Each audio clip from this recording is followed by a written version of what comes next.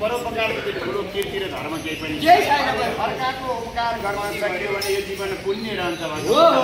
सारा दुनियाँ मेरो कारण एउटै कमिला पनि नमरोस् भनेर किरालाई पनि असर नपरोस् भनेर बाङ्गो टिङ्गो हिँडिरहेका थिए त्यो डोली हल्लिएपछि अनि ती रौगण राजा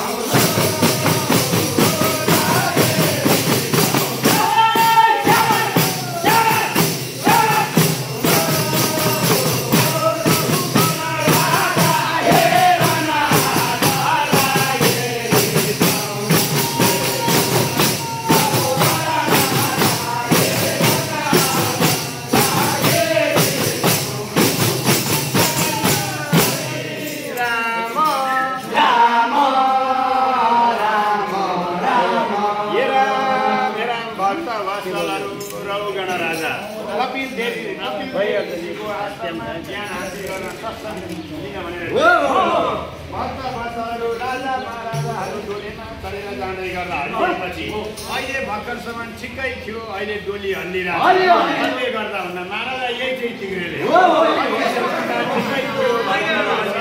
अहिलेसम्म त केही भर्खर भर्ना गरेको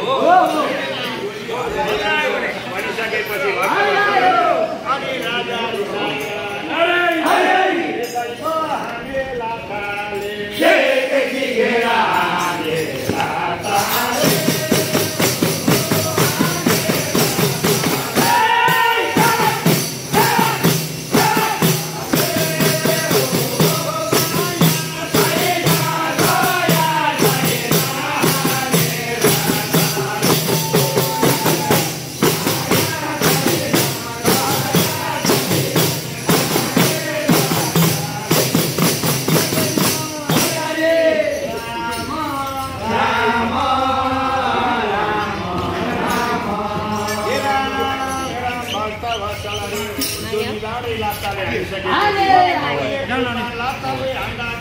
त्यसो यो म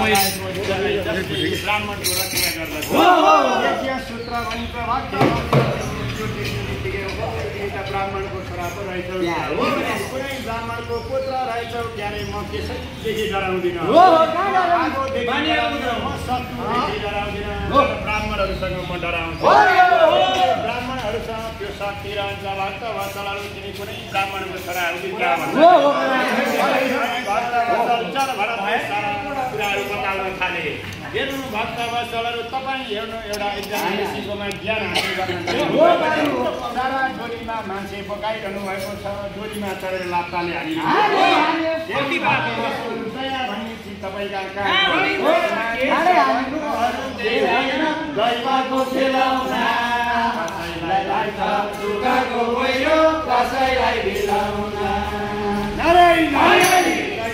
संसार यस्तै हो